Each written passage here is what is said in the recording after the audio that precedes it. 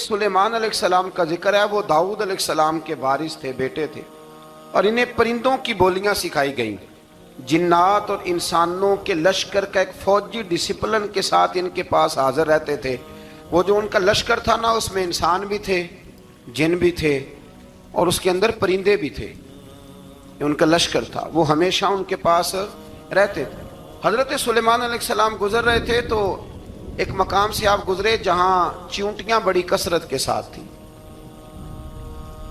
तो एक चींटी जो उन चींटियों की सरदार थी, उन चींटियों की बड़ी थी, और मुफस्सिरीन किराम ने यह भी लिखा है कि वो थी भी, एक आंख उसकी कोई नहीं थी, एक टांग उसकी कोई नहीं थी, लेकिन इस हाल में भी वो चींटी जो थी वो चींटियों की क़यादत कर रही थी। तो हजरत सैयदना सुलेमान अलैहिस्सलाम का लश्कर जब वहां से गुजरा तो वो कहने लगी, या अय्युहन नमल उदखुलू मसाकिनकुम, कहने लगी चींटियों अपने बिलों में घुस जाओ, कहीं ऐसा ना हो कि सुलेमान अलैहिस्सलाम का लश्कर बेदहानी में, सुलेमान का लश्कर तवज्जो न करे और तुम्हें पाँव के नीचे मसल दे, लिहाजा इस तरह करो कि तुम अपने अपने बिलों में घुस जाओ। हजरत सुलेमान अभी 3 मील दूर थे, तमाम मुफस्सिरीन ने लिखा है 3 मील दूर थे। तो वहां से चींटी बोली तो कुरान कहता है कि हजरत सुलेमान उसकी बात सुन के हंस पड़े। फतबस्सम दाहिका, आप उसकी बात सुन के हंस पड़े कि देखो ये चींटी क्या कह रही है। जरा गौर करना बात पर कि हजरत सुलेमान 3 मील दूर फासले पर चींटी की बात भी सुन लेते। मौलवी ने कुरान की आयत पक्की याद कर लिया, ना बशरुम मिसलुकुम, कहता है हुजूर ने कहा मैं तुम्हारी तरह का बशर हूं, नबी हमारी तरह होते हैं जी।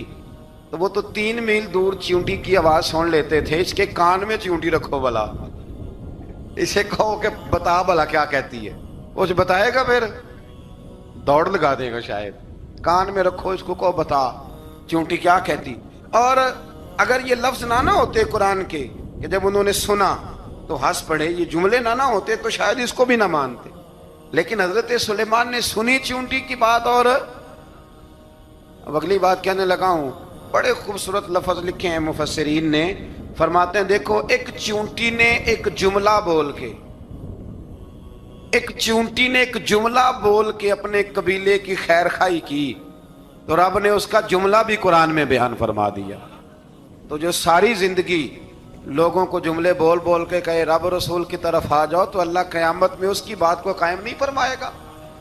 जो भी किसी की खैर खाई करे वो एक जुमला बोल के करे, और हो भी चींटी, तो अगर अल्लाह उसका जिक्र कुरान में बाकी रखता है तो मैं और आप अगर किसी की खैर खाई करेंगे तो इंशाअल्लाह जिक्र बाकी रहेगा। शर्त यह है कि करें खैर खाई, खैर खाई करो किसी की, एक जुमला बोल के भी करो, चींटी भी हो तो अल्लाह कुरान में जिक्र बाकी फरमा देता है। तो अल्लाह तबारक व तआला ने इस बात का जिक्र कुरान मजीद में फरमाया। इस पर कई कुछ लिखा है। इसी तरह से एक बात और लिखी है हमारे मुफस्सिरीन ने कि हजरत सुलेमान एक दिन ना इसी तरह निकले, कहत पड़ गया था, बारिश नहीं होती थी, तो हजरत सुलेमान बाहर मैदान में निकले दुआ करने के लिए, खुश्क साली थी। तो जब आप गए तो एक चींटी अपने पर फैला के दुआ मांग रही थी। तो रब करीम ने फरमाया सुलेमान आप वापस चले जाएं, बारिश आ जाएगी पर आएगी चींटी की दुआ पे। तो हज़रत सुलेमान ने अर्ज की मौला मैं भी तो इतना लश्कर लेके आया हूं ना, तो चलो हमें भी दुआ कर लेने दे, तू चींटी की दुआ पे बरसा देना पर दुआ कर लेने दे। फरमाया नहीं आप वापस जाएं, दुआ ना मांगे। या अल्लाह क्यों? फरमाया चींटी का दिल टूट जाएगा, वो तो कहेगी कि ये सुलेमान के लश्कर दुआ पे फिर बारिश आई है। तो आप न करें ताकि उसके दिल में ये बात रहे कि नहीं मेरे रब ने मेरी दुआ पे बारिश फरमाई है। आप जाएं, आज बारिश आएगी पर आएगी चींटी की दुआ पे। तो जो चींटी बारिश की दुआ करे कौम के लिए, अल्लाह अगर उसका जिक्र कायम रखता है तो जो अपनी कौम के लिए हिदायत की दुआ करे। और कभी कभी गर्दन झुका के देखा करो कि दिल में रसूलुल्लाह की उम्मत का दर्द कितना है। अगर कहीं हुजूर की उम्मत का दर्द है तो फिर इंशाअल्लाह जिक्र क़यामत तक बाकी रहेगा, फिर इंशाअल्लाह क़यामत तक आने वाली नस्लें भी आपका जिक्र करेगी अगर हुजूर की उम्मत का दर्द सीने में मौजूद है। इसी तरह से फिर हजरत सुलेमान के लश्कर में ना एक हुदहुद नामी परिंदा भी था, लश्कर का कारकुन था परिंदा। हुदहुद गायब था। तो हजरत सुलेमान कहने लगे किधर गया वो हुदहुद? نظر نہ آ جایا سخت سزا دوں گا. یہاں تو کوئی اچھی خبر لائے گا، چونکہ وہ ہدہد پرندہ جاتا تھا تو خبریں لا کے دیتا تھا، ورنہ سزا دوں گا. اتنی دیر میں ہدہد بھی آ گیا. تو یہ پرندے جو کارکن ہوتے ہیں بڑے سیانے ہوتے ہیں، کبھی بندہ ناراض ہو تو صحیح خبریں لے آتے ہیں. تو صحیح خبر لے کے آ گیا. آتے ہی آ کے بیٹھا تو اس نے حضرت سلیمان علیہ السلام نے کہا کہاں تھے؟ عرض کرنے لگا حضور میں ملک سبا گیا تھا، وہاں ایک عورت حکمرانی کرتی ہے، اس کا نام بلقیس ہے، بہت بڑے تخت پہ بیٹھتی ہے، 80 گز اس کا تخت لمبا ہے، 40 گز چوڑا ہے، اور شاید 80 من کے 80 ٹن اس کا وزن ہے. تو حضور وہ سورج کو پوچھتے ہیں.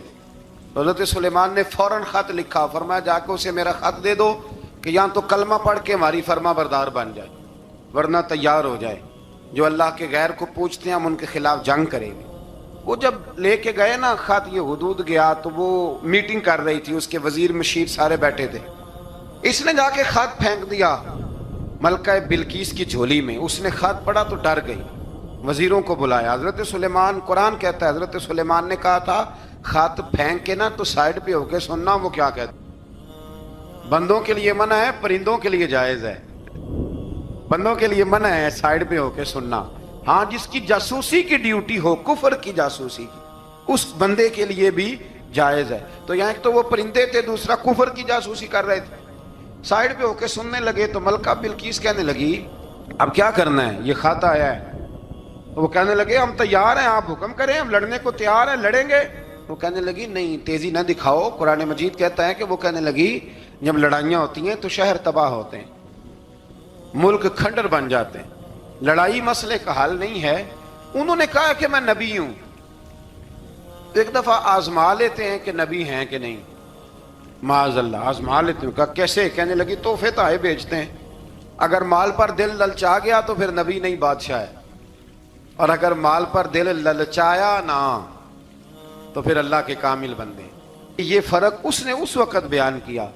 اس نے 500 کنیزیں، 500 غلام، بڑے شاندار لباس پہنا کے، 500 گھوڑا بڑا تگڑا، اس کے اوپر مال و اسباب رکھ کے تیاری کرا کے حضرت سلیمان کی طرف بھیجا. ہدہد پہلے سے خبر لے کے آ گیا.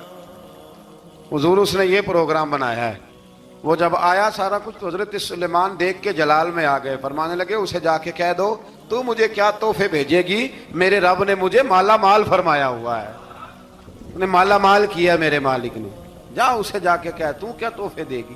جب رب دیتا ہے تو پھر کوئی کمی نہ وہ نہیں چھوڑتا. بندے کیا دے سکتے ہیں، بندے تو بیچارے 10 دے کے تو 10 دن ان کی آنکھیں نہیں کھلتی.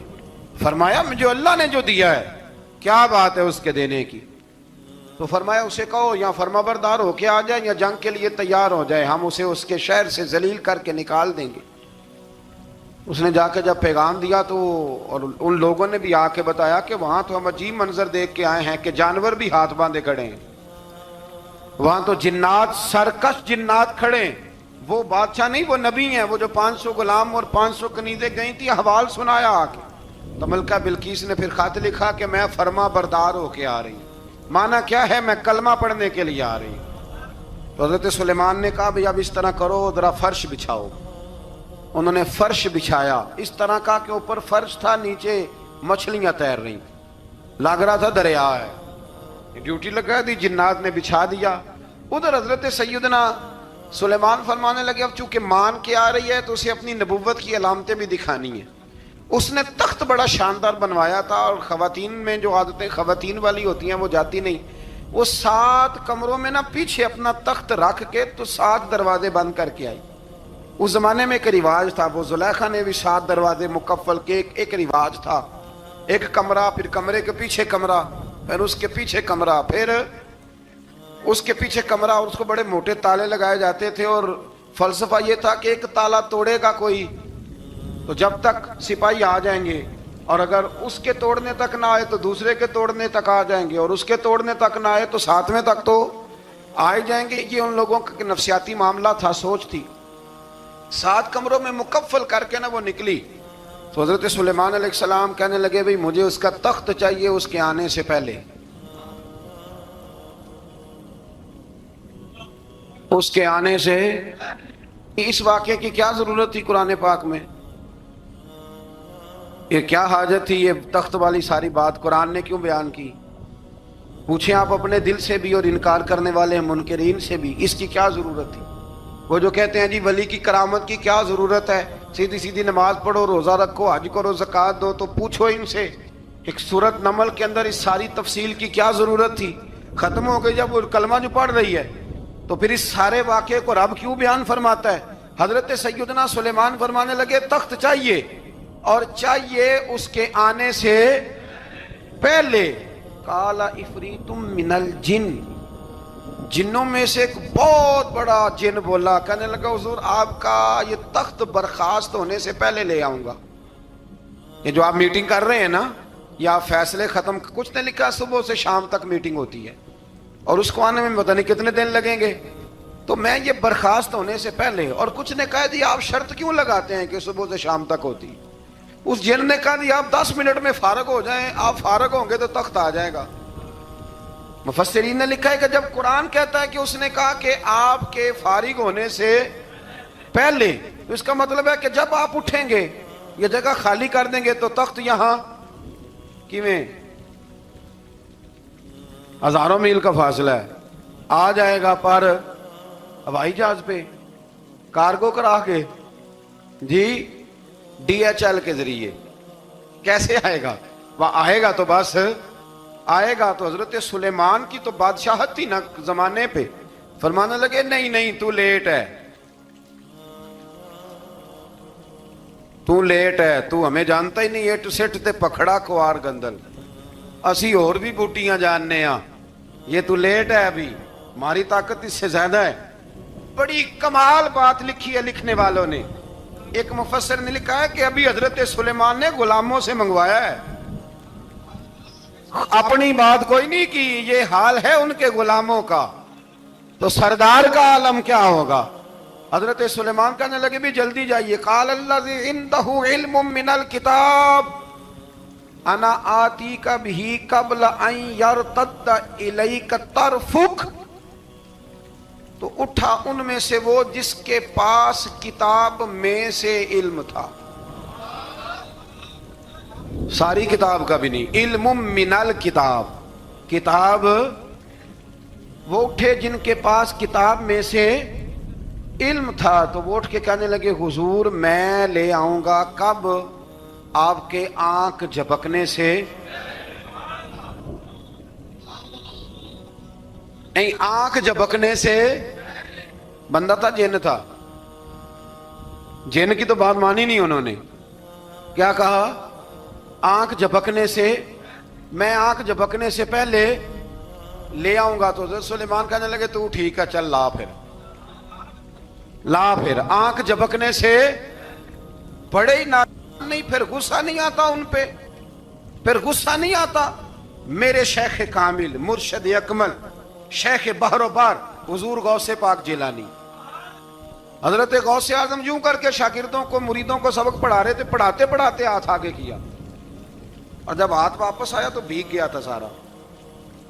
تو شاگرد کہنے لگے حضور یہ کیا ہے؟ فرمایا تمہیں نہیں سمجھ آئے گی، چھوڑو تمہارے والی بات نہیں، خاصاں دی گل آما آگے نہیں مناسب کرنی، رہنے دو تم۔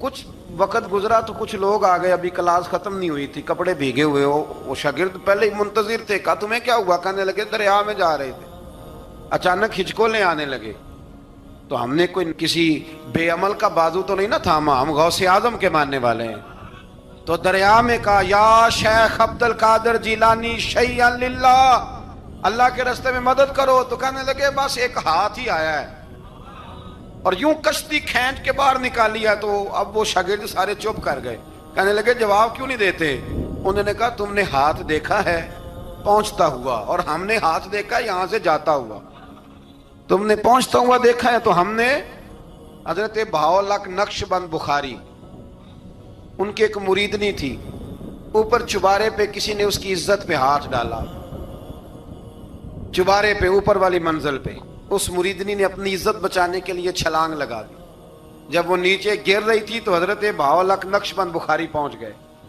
نیچے کوئی ایسا بندوبست کر دیا, کوئی چارپائی بچھا دی, کوئی ایسا جس پہ وہ آ کے آرام سے گری اور بچ گئی. حضرت صاحب کی طرف دیکھ کے کہنے لگی حضور آپ کب آئے؟ فرمانے لگے پتر جب تو چبارے سے چلی تھی تب میں بخارے سے چلا تھا.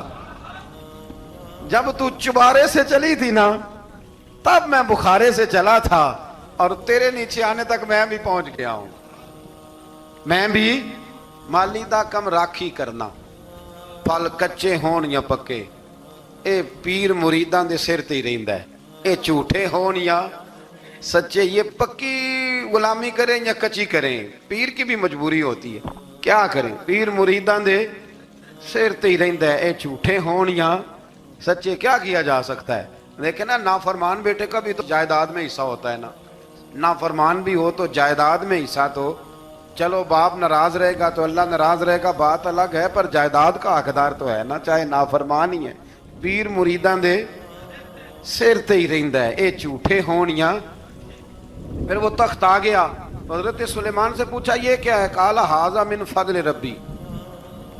فرمانے لگے کچھ بھی نہیں. حضرت سلیمان کہنے لگے یہ میرے رب کا فضل ہے. شاید سب مفسرین نے بڑی بڑی باتیں کی ہوں, پر یہاں ایک قاضی ثناء اللہ پانی پتی رحمت اللہ علیہ کا فقرہ میں پڑھ رہا تھا, بڑا مزہ آ رہا تھا. قاضی صاحب فرمانے لگے اس آیت پہ, قاضی صاحب کہتے ہیں جن پر نرا فضل تھا, ھذا من فضل ربی, نرا فضل. فرمایا ان کی تو اتنی طاقت ہے کہ وہ ہزاروں میل دور سے 80 گز لمبا 80 گز چوڑا تخت آنکھ جھپکنے سے پہلے لے آتے ہیں, اور جن کے بارے میں اللہ فرماتے ہیں بشر المؤمنین بِأَنَّ لَهُم مِّنَ اللَّهِ فَضْلًا كَبِيرًا. فرمایا محبوب اپنے غلاموں کو خوشخبری دے دیں, باقیوں پہ نرا فضل تھا, ان پر تو فضل کبیر ہے, ان پر تو بڑا ہی فضل ہے اللہ کا.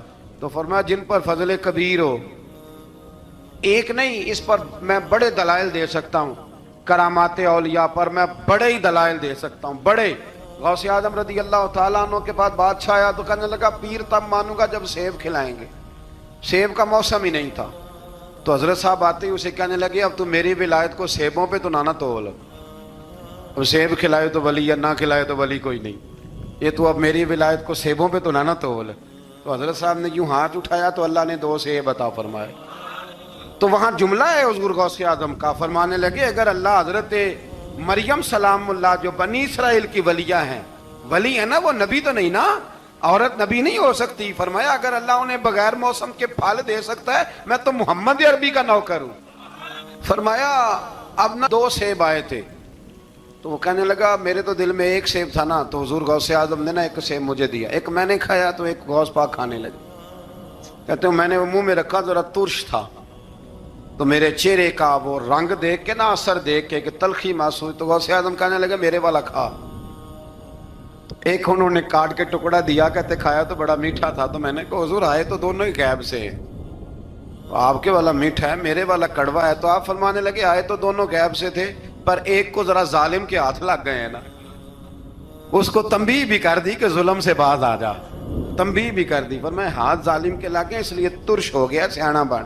1 نہیں 20 درجنوں, لیکن پتہ نہیں کیوں لوگ اڑ گئے, پتہ نہیں کیوں کڑ کے آ گئے. کرامت اولیاء کے معاملے میں بالکل, ابھی کسی حدیث میں یہ نہیں آیا کہ اس زمانے میں ولی ہوں گے تو اس زمانے میں ولی نہیں ہوں گے. حضور نے فرمایا میری امت کبھی گمراہی پر جمع نہیں ہوگی. اقبال کہتے ہیں اولیاء کیا ہوتے ہیں, اولیاء کیا ہیں, جواسیس القلوب. اقبال کہتا ہے ولی کا بہت بڑا ولی تم نے دیکھنا ہو تو اسے دیکھو جو تیرے دل کا جاسوس ہے. چلو یہ مشکل بات ہے, میں نہیں چھیڑتا, لیکن جو تیرے وہ جاسوسی کرتا ہے, پر کرتا ہے تیرے دل کی, وہ تیرے دل کا جاسوس ہوتا ہے ولی. اور اس پر حضور کی حدیث ہے, فرمایا اس کی فراست قلبی سے ڈر, یہ اللہ کے نور سے دیکھتا ہے, ڈر اس کی فراست قلبی سے. اللہ توفیق عطا فرمائے. 12 اس ولی کا نام تھا آصف بن برخیہ. آصف بن برخیہ جی حضرت سلیمان کے وزیر تھے. وہ آئی ملکہ بلقیس, اور جب وہ آئی نا تو اس نے دیکھا کہ یہ تو آگے سامنے حضرت سلیمان بیٹھے ہیں, اور جو رستہ ہے نا درمیان میں وہ فرش ہے کہ دریا ہے, سمجھ نہیں آ رہی. تو اس نے نا اپنا یوں کر کے اوپر کپڑا اٹھانا شروع کر دیا کہ نیچے پانی ہے. تو حضرت سلیمان کہنے لگے چلتی آ, نیچے کچھ بھی نہیں. اس نے پیر رکھا، نیچے مچھلیاں بھی تیرتی جا رہی تھیں. حضرت سلیمان علیہ السلام، آج بھی اللہ نے توفیق دی ہے نا، لوگوں نے اس طرح کی تعمیرات بعد میں کی ہیں، لیکن اس کے موجد، اس کے پہلے بنانے والے حضرت سلیمان ہیں اللہ کی دی ہوئی توفیق سے. تو وہ ملکہ آپ کے پاس آئی، پھر وہ آپ کی فرما بردار ہو گئی. اور بعد مفسرین نے یہ لکھا ہے کہ اس نے جب کلمہ پڑھا تو پھر اس کا نکاح بھی حضرت سلیمان سے ہوا. حضرت سیدنا لقمان اپنے بیٹے کو نصیحت کرتے ہیں، اور قرآن مجید نے سورہ لقمان کے اندر آپ کی ان نصیحتوں کا ذکر فرمایا ہے. اللہ کریم نے ارشاد فرمایا کہ حضرت لقمان، ان کی جو بات انہوں نے اپنے بیٹے کے ساتھ کی، فرمایا وَلَا تُصَعِّرْ خَدَّكَ لِلنَّاسِ، اے میرے بیٹے لوگوں کے ساتھ اپنے رخ کو نہ پھیرا کر، غرور کے ساتھ اپنے لب و لہجے کو پھیر نہ لیا کر لوگوں کی طرف سے. اور وَلَا تَمْشِي فِي الْأَرْضِ مَرَحًا، اور زمین پر اکڑ اکڑ کے نہ چلا کر. تکبر کے ساتھ اپنے لب و لہجے کو لوگوں سے پھیر نہ لیا کر، اور زمین پر اکڑ کے بھی نہ چلا کر. جناب لقمان اپنے بیٹے کو نصیحت فرما رہے ہیں، اور اللہ نے اس کا ذکر قرآن مجید میں فرمایا ہے. اسلام ہماری تربیت کرتا ہے ہر موقع پر، اور ہمیں اسباق پڑھاتا ہے زندگی ساری گزارنے کے لیے. انسان کی بات کا دوسرے پر بڑا اثر ہوتا ہے، لیکن اس کی بات کے ساتھ ساتھ اس کے لہجے کا بھی بڑا اثر ہوتا ہے. کھانے کا بھی بڑا اثر ہے، لیکن کھانا آپ کس برتن میں رکھ کے دے رہے ہیں اس کا بھی بڑا اثر ہے. آپ نے کھانا کس طرح سجایا ہے، کس جگہ کسی کو بٹھایا ہے، اس کا بھی بہت زیادہ اثر ہے. اسلام یہ کہتا ہے کہ آپ کا جو لب و لہجہ ہے وہ ہمیشہ اچھے اخلاق والا ہونا چاہیے. لہجے جو ہوتے ہیں نا، لہجے، لب و لہجہ، وہ بڑی تاثیر رکھتا ہے، بڑا اثر رکھتا ہے. چھوٹا سا بچہ ہوتا ہے، دودھ پیتا ہے، ابھی نونہال بچہ ہے چھوٹا سا، ابھی اسے پتہ نہیں ہے کہ کون سی بات کا کیا معنی ہے. اسی بچے کے آپ نے گال پہ محبت کے ساتھ ہاتھ پھیرا تو وہ ہنس دیتا ہے، لیکن اگر آپ غصے کے ساتھ اس کی گال پہ ہاتھ لگاتے ہیں تو وہ رو دیتا ہے. آپ میری بات کو سمجھیں گے، ابھی اس کو لفظوں کے مفاہیم کا نہیں پتا، معانی سے ابھی وہ آگاہ نہیں ہے، معنی نہیں جانتا، پر آپ نے کس لہجے کے ساتھ اس سے پیار کیا یہ اسے پتا ہے. یہ جو لہجہ ہوتا ہے نا، لہجہ، اخلاق آپ کا، یہ بڑا اثر کرتا ہے. آپ نے گفتگو کی، لیکن اس گفتگو میں آپ کا انداز کیا تھا، لب و لہجہ کیا تھا. کچھ لوگ کہتے ہیں میں نے کوئی غلط بات کی ہے، بالکل ٹھیک بات کی ہے. بھئی آپ کی بات ٹھیک تھی، پر آپ کا انداز ٹھیک نہیں تھا. جہاں بات ٹھیک ہونا ضروری ہے نا، وہاں انداز ٹھیک ہونا بھی بڑا ہی ضروری ہے. آپ کے لہجے کا خوبصورت ہونا اور آپ کے لفظوں کا حسین ہونا بھی بڑا ہی ضروری ہے. اگر آپ تھوڑا سا معاشرے میں غور کریں تو کچھ لوگ ایسے ہیں جو طبعاً ہی بیچارے دنیا میں آئے ہی شکوہ کرنے کے لیے. ان کے لہجے سے نہ ترش روئی برستی ہے، تلخی ہے. وہ جی میں فلاں آدمی کے پاس گیا تو اس نے میری بات نہیں سنی، فلاں شخص سے میری ملاقات ہوئی، میں نے وقت گزارا پر وہ بندہ ٹھیک نہیں نکلا، فلاں کے ساتھ میں آگے بڑھنا چاہ رہا تھا پر میرے معاملات چل نہیں سکے. تو بھئی آپ دوسروں کو ناپتے اور تولتے رہے، آپ کو یہ دیکھ لینا چاہیے تھا کہ آپ کا انداز فکر ہی کہیں غلط نہ ہو. لہجے، اخلاق، یہ آپ کے لفظوں سے بھی زیادہ اثر بعض اوقات رکھتے ہیں. کسی نے کہا تھا کہ میرے لہجے میں غرور آیا تھا، اس کو حق تھا کہ شکایت کرتا تھا. میرے لہجے میں کچھ ایسا کہ جس پہ وہ بیچارہ پریشان ہو گیا، اب اس کا حق بنتا تھا وہ اس پہ شکایت کرتا.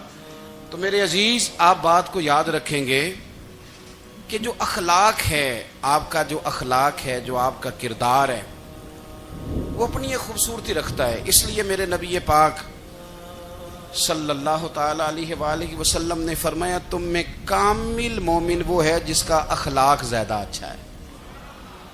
جو کہانیاں زیادہ سناتا ہے وہ نہیں، جو اپنی خدمات زیادہ بتاتا ہے وہ نہیں، جو باقی سب کی نفی کر کے کہتا ہے کہ دنیا میں کوئی بندہ ٹھیک نہیں، صرف میں ٹھیک ہوں، وہ والا بندہ نہیں، بلکہ فرمایا جس بندے کا اخلاق زیادہ اچھا ہے۔ اخلاق دیکھیں، یہ جو آپ کا لہجہ ہوتا ہے نا، یہ بہت زیادہ اثرات مرتب کرتا ہے آپ کے گھر پہ بھی باہر بھی۔ آپ اگر اپنی گفتگو میں باڈی لینگویج کو تھوڑا سا اچھا رکھیں، کچھ لوگ ایسے ہوتے ہیں جو بات بڑی صحیح کرتے ہیں پر کچھ زیادہ ہی باتیں کرتے ہیں، تو وہ زیادہ باتیں کرنے کی وجہ سے ان کی جو صحیح باتیں ہوتی ہیں ان کا بھی وزن خراب ہو جاتا ہے، کیونکہ وہ زیادہ باتیں کرتے ہیں، ہر وقت بولتے ہیں، ہر وقت بات کرتے ہیں، تو جب وہ ٹھیک بات بھی کر رہے ہوں تب بھی ان کی بات کا لوگ اثر قبول نہیں کرتے۔ لیکن اگر ان کا لہجہ باوقار ہو، بات وہ تھوڑی کریں پر جتنی کریں ذرا سونی کر کے کریں، گفتگو میں خود بخود اثر پیدا ہو جائے گا، بات اچھی لگے گی۔ اخلاقی رویے اگر لوگوں کے زیادہ اچھے ہو جائیں، ایک تو مسکرانے کا بل کوئی نہیں آتا، اس کے پیسے کوئی نہیں لگتے، اور یہ بھی شکر ہے ابھی تک اس پر ٹیکس بھی کوئی نہیں، یہ بھی مقام تشکر ہے۔ تو اگر آپ بات کریں اور اس میں تھوڑی سی مٹھاس پیدا کر لیں، آپ تھوڑی سی بات میں نا مٹھاس، میرے ایک کلاس فیلو ہیں تو وہ تقریر کر رہے تھے اور میں سن رہا تھا، تو مجھے بعد میں کہنے لگے آپ تبصرہ کریں میں نے کیسی تقریر کی ہے۔ یہ ہوتا ہے نا جی، بعض اوقات دوست بیٹھتے ہیں بے تکلف تو کئی دفعہ کچھ باتیں ایسی ایک دوسرے کے ساتھ کرتے ہیں، تو مجھے کہنے لگے آپ بتائیں کہ میں بات کر رہا تھا تو کیسی تھی؟ تو میں نے کہا جب آپ بات کر رہے تھے تو میں ڈر رہا تھا، مجھے لگ رہا تھا کہیں آپ لڑ نہ پڑیں۔ بھئی آپ اطمینان سے بات کریں، آپ تسلی سے بات کریں، آپ خندہ پیشانی کے ساتھ بات کریں۔ میرے نبی پاک صلی اللہ تعالی علیہ وسلم نے فرمایا، مسلم شریف کی حدیث ہے، حضور فرماتے ہیں نیکی کو کبھی چھوٹا نہیں سمجھنا، نیکی کو حقیر نہیں سمجھنا، کچھ نہ ہو سکے تو اپنے بھائی سے مسکرا کے بات ہی کر لیا کرو، بات کرو تو تمہارے لہجے میں ترش روئی نہ ہو۔ بعض اوقات آپ تلخ بات کرتے ہیں، آپ کا لہجہ تلخ ہوتا ہے تو آپ کی صحیح بات بھی قبول نہیں کی جاتی، لیکن اگر آپ کے لہجے میں مسکراہٹ ہو، آپ کے لہجے کے اندر خوبصورتی ہو، تو آپ کے اپنے بھی آپ کے بیگانے بھی سب کے سب آپ کی بات کو تسلی کے ساتھ سمجھنا وہ گوارا کریں گے۔ اسی طریقے سے ہمارا دل کرتا ہے کہ لوگ ہماری بات سنیں، ہمارے گرویدہ ہوں،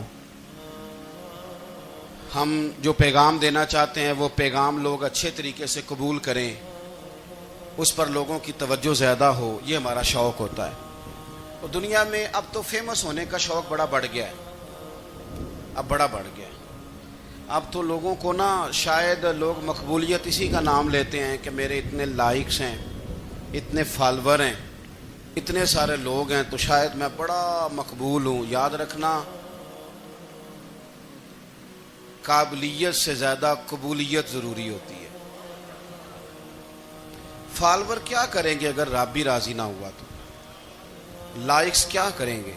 اگر تو قبول ہو جائے تو پھر چلو کسی لائکس کا بھی فائدہ ہے، کسی فالور کا بھی، اور اگر قبول نہ ہو تو پھر کوئی فائدہ، جنوں پریتم اپنا آنکھ ہی نہ وہ اجے سہاگن ہو ہی نہیں، تو جب وہ قبول کر لے پھر تو بڑی بات ہے، اور اگر قبولیت نہ ہو تو پھر بڑے بڑے مجمع بھی کوئی فائدہ نہیں دیتے۔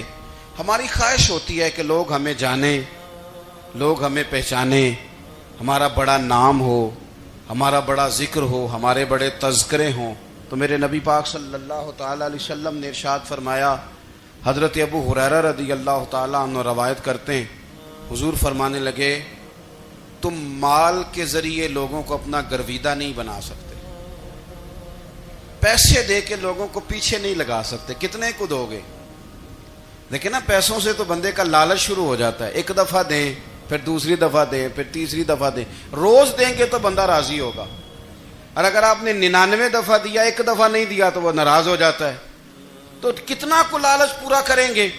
تو حبیب پاک علیہ الصلوۃ والسلام فرمانے لگے، تم پیسے دے کے لوگوں کو اپنا گرویدہ نہیں کر سکتے، ہاں خندہ پیشانی سے، حسن اخلاق سے ملو گے تو لوگ تمہارے گرویدہ ہو جائیں گے۔ تمہارا اخلاق، تمہاری خندہ پیشانی، تمہارا اچھا کردار یہ لوگوں کو گرویدہ کر سکتا ہے. مال و دولت سے لوگ گرویدہ نہیں ہوتے. تو ہمارا وہ جو روزمرہ کا لوگوں کے ساتھ تعلق ہے، لب و لہجہ ہے. میں نے دیکھا ہے بہت سارے لوگ ایسے ہیں جن کے ساتھ لوگ آنا جانا ملنا بیٹھنا آہستہ آہستہ چھوڑ دیتے ہیں. اور وہ کس لیے چھوڑ دیتے ہیں؟ وہ ان کے رویے کی وجہ سے چھوڑ دیتے ہیں، ان کے انداز فکر کی وجہ سے چھوڑ دیتے ہیں، ان کے شکووں کی وجہ سے چھوڑ دیتے ہیں. مزاج ہوتا ہے نا ہمارا کہ ہمیں شوق ہوتا ہے تعلق زیادہ لوگوں کے ساتھ ہو، اور پھر یہ بھی شرط ہوتی ہے کہ میں جس کے پاس جاؤں وہ مجھے یہی کہے کہ تو میرے ساتھ ہی پیار کر. ایک صاحب مجھ سے کہنے لگے کہ یہ میں محفل کراتا ہوں، آپ بھی تشریف لائیں، اور میں 20 علماء کو بلا چکا ہوں اور بڑے بڑے نامور نام انہوں نے میرے سامنے لیے. میں نے ان سے پوچھا کہ جو نام آپ نے لیے ہیں اور آپ کی تصویریں بھی ساتھ ہیں، میں الحمدللہ تسلیم کر گیا ہوں آپ کی بات کو، لیکن سوال میرا یہ تھا کہ کیا آپ نماز بھی پڑھتے ہیں؟ 21 علماء کو آپ نے بلایا یا 20 کو بلایا اور بڑے بڑوں کو بلایا، اور مجھے بھی آپ دعوت پیش کر رہے ہیں، تو نمازی بھی آپ ہیں، نمازی بھی ہیں. کہنے لگے آپ دعا کریں میں نماز پڑھنا شروع کر دوں. میں نے ان سے کہا خدا کے بندے، اب اگر تو کسی اور کو بتائے گا کہ 20 اتنے بڑے لوگوں سے میرا تعلق کر پڑتا میں نماز بھی نہیں، تو لوگ کیا سوچیں گے کہ 21 مولوی مل کے بھی ایک بندے کو نمازی نہیں بنا سکے. تو آپ اپنے لب و لہجے سے صرف باتوں سے گرویدہ کسی کو کر لیں گے. آپ یہ دیکھیں کہ اخلاق کس طرح کا ہے، لہجہ کس طرح کا ہے، آپ کے بات کرنے کا انداز کتنا حسین ہے، اس لفظ کے اندر حسن کتنا زیادہ ہے. نبی پاک صلی اللہ علیہ وسلم بھی تبلیغ فرماتے، ہم بھی تبلیغ کرتے ہیں. میں اور آپ جب تبلیغ کرتے ہیں تو اس تبلیغ کے اندر شکوہ ہوتا ہے اور تنقید ہوتی ہے، اور بعض جگہ میں نے یہ بھی دیکھا ہے کہ طنز ہوتا ہے. طنز، ہم دوسرے کو دین کی دعوت رہے ہیں، لیکن ہمارے لب و لہجے سے طنز اور ترش روئی چھلکتی ہے. تو دولت کے پیچھے لگ گیا ہے، تو بالکل جاہل ہے، تو بالکل تیرے خاندان میں سے بھی کوئی نہیں ادھر آتا. آپ طنز کر رہے ہیں، آپ دعوت دین نہیں دے رہے. دعوت دین تو گلدستے میں رکھ کے پیش کی جاتی ہے، اس کی تو ایک خوبصورتی ہے، اس کا تو ایک حسن ہے، اس کی تو اپنی ایک جاذبیت ہے، اس کی اپنی ایک نورانیت ہے. صحابہ کرام علیہم رضوان فرماتے ہیں کہ حضرت سعد بن معاذ رضی اللہ تعالیٰ عنہ کا جنازہ تھا. اللہ کے پیارے محبوب صلی اللہ تعالیٰ علیہ وسلم نے جنازے کی امامت فرمائی، اور جنازے کی امامت کے بعد ابھی نہ قبر کے تیار ہونے میں کچھ ٹائم باقی تھا، تو حضور زمین پہ تشریف فرما ہوئے. لوگ قبر کی تیاری میں ہیں. بعض اوقات ہوتا ہے نا ابھی قبر نہیں تیار ہوئی، تو کہتے ہیں کہ لکڑی کے ساتھ حضور نے زمین کریدنی شروع کر دی، اور دیر تک حضور نے چہرہ نور کو زمین کی طرف جھکائے رکھا، گویا زمین شرف دیدار حاصل کرتی رہی. دیر تک چہرہ نور جھکا رہا زمین کی جانب، حضور نے رخ نور کو پھیر لیا. صحابہ کہتے ہیں کہ ہم نہ بڑے، جب حضور ہمارے قریب ہوتے تھے تو ہمارا خیال ہوتا تھا کہ رحمت کی برکھا ہے، اپنے اپنے حصے کا کرم اڈیل لے اپنے اوپر. فرماتے ہیں منتظر تھے کہ حضور کب ہماری طرف رخ انور پھیریں اور ہم کریم سے کوئی بات سن سکیں. ارشاد فرماتے ہیں کہ ہم بڑے شدید منتظر تھے. دیر کے بعد نبی پاک علیہ الصلوۃ والسلام نے چہرہ انور اٹھایا، دیر کے بعد چہرہ انور اٹھایا. یہ دیکھیں تبلیغ ہو رہی ہے، اور جب حضور نے چہرہ انور اٹھایا تو آنکھوں میں آنسو تھے،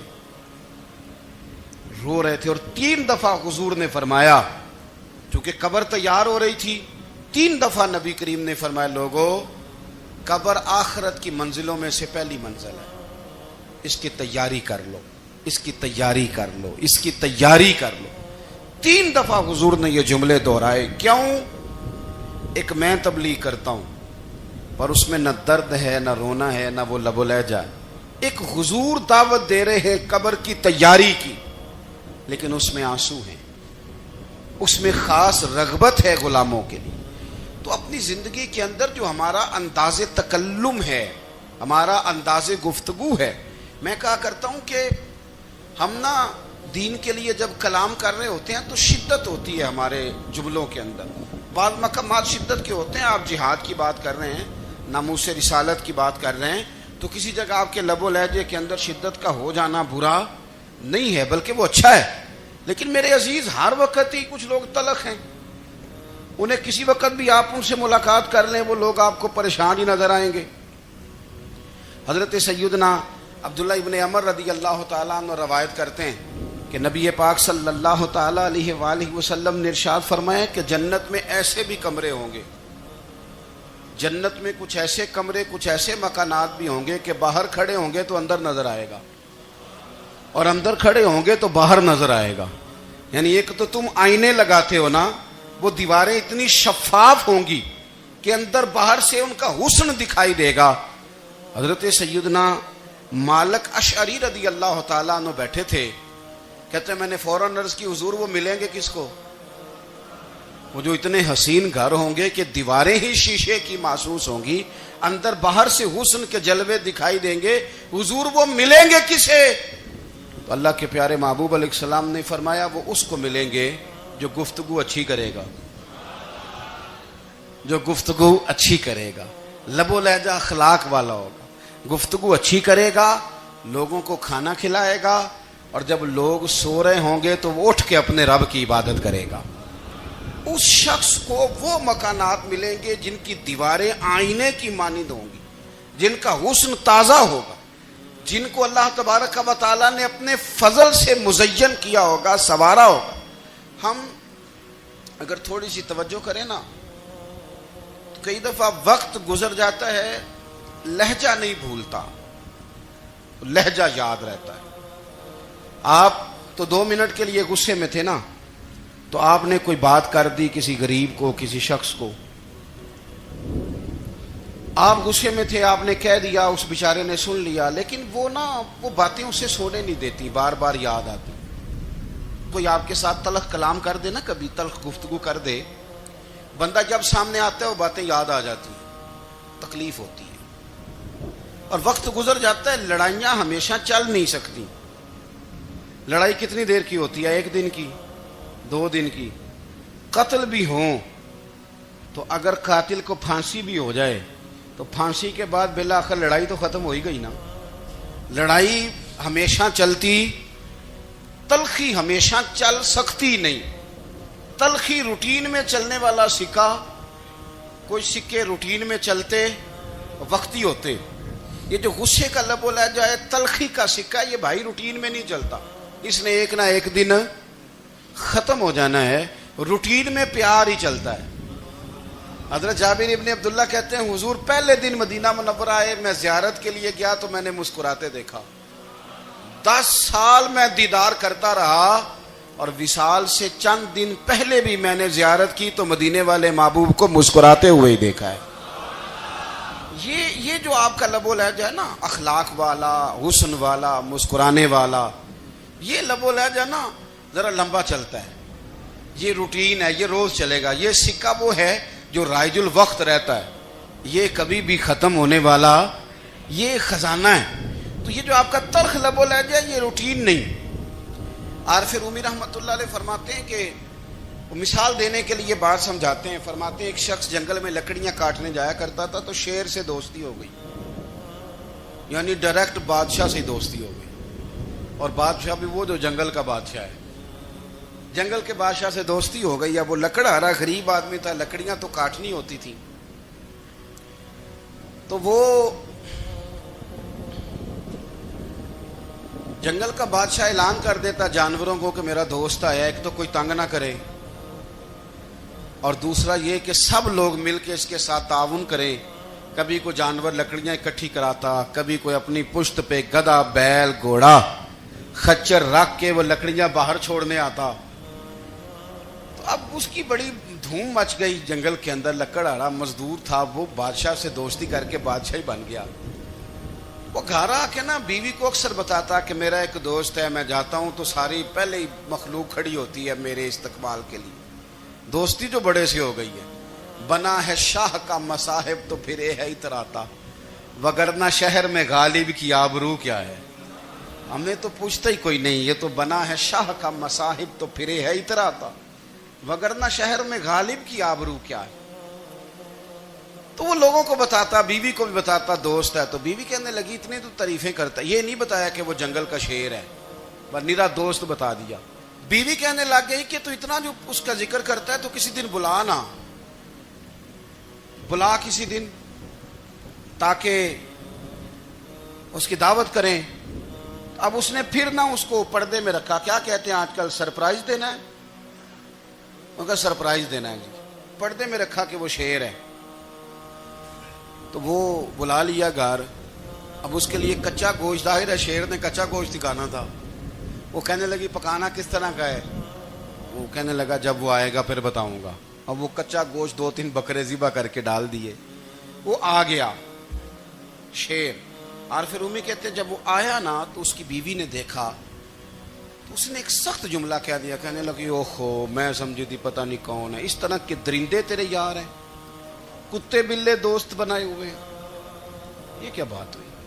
خیر وہ شیر نے سن لیا، گوشت کھایا، وہ چلا گیا۔ اگلے دن لکڑ آ رہا، لکڑیاں کاٹنے گیا تو شیر نے ملاقات کرتے ہی لکڑ آرے سے کہا کہ یہ نا کلاڑی اٹھا اور میری پشت پہ نا ایک زخم کر دے۔ اس نے کہا نہیں میں یہ کام نہیں کرتا، تو میرا دوست ہے۔ اس نے کہا سن بھائی، میں نے پیار سے کہا ہے تو مان جا، ورنہ میں ہوں شیر، میں نے تجھ سے منوا ہی لینا ہے، میں کوئی تکلیف دوں گا مناسب نہیں، تو کر۔ اس نے کلاڑی اٹھائی اور اس کی پشت پہ ایک زور سے زخم لگا دیا، خون بہنے لگا۔